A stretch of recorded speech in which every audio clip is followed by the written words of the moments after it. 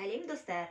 Бүгін мен сіздерге осындай диванға арналған әдемі жастықты осылай екі түсті 10 минутта тігуге болатынын көрсетемін. Міндетті түрде каналыма тіркеліңіздер, лайк қойыңыздар және қоңырауды басуды ұмытпаңыздар. Алдағы жаңа мастер-класстарды жіберіп алмау үшін. Ондыше біз бастаймыз. Мен матаның велюр матасын таңдап отырмын.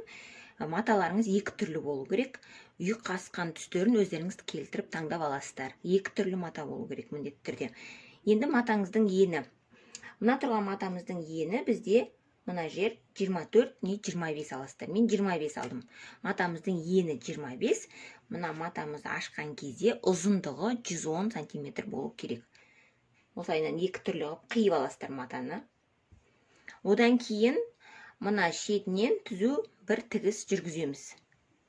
Екі матамызға да. Сонда бізде матамыз, біреуін мен тігіп дайындап қойдым. Осындай домалақ кольцо болады. Екіншісінде тура солай тігем. Матамыздың екі шетін тігіп алдық. Жандарын. Енді бізде матамыз осындай домалақ кольцо болды екеуі де. Не осындай. Екеуін осылай қоямыз. Осылай қоямыз. Енді осы екі матамызды бір-біріне жалғаймыз. Яғни мына екі тігісін алып отырып, тігіспен тігісін келтіріп, осылай айналдыра матамызды ине қадап шығамыз. Осылай барлық жерін осылай айналдырып, домалақ қылдырып, ине қадап шығамыз. Айналдыра ине қадап шықтық. Енді осы домалақты айналысын барлығын машинкамен жүргізіп шығамыз. Домалақ қылдырып.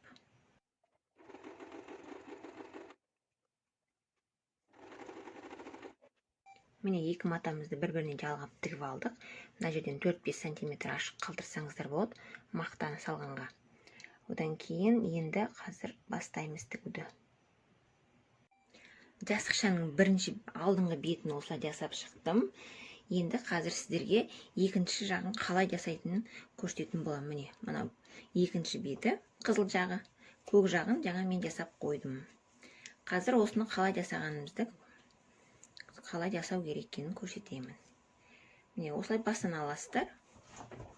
Осылайынан складка жасаймыз. Көрдіңіздер ме? Осылай. Осылайынан инемен қыстырып аласыздар.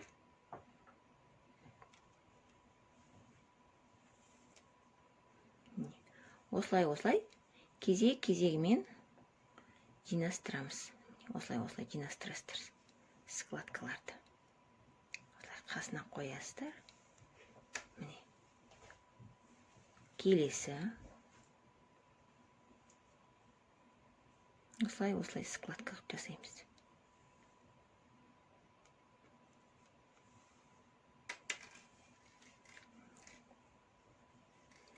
Айналдыра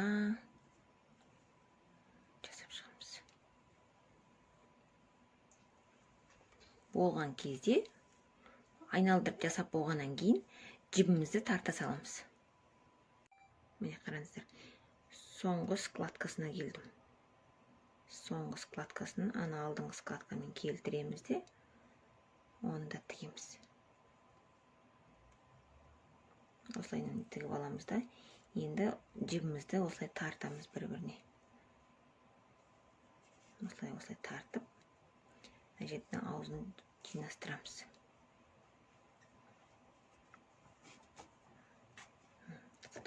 Тартамыз да, жерді жинастырамыз қазір.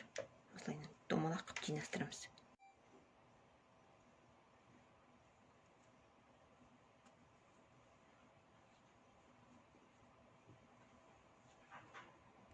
Жастығымызды жинастырып болғаннан кейін екі жағында осылай енді мына бағана қалтырған кішкентай аралықтан мақтамызды не болмаса синтефон салсаңыздар болады. Мен мақта саламын.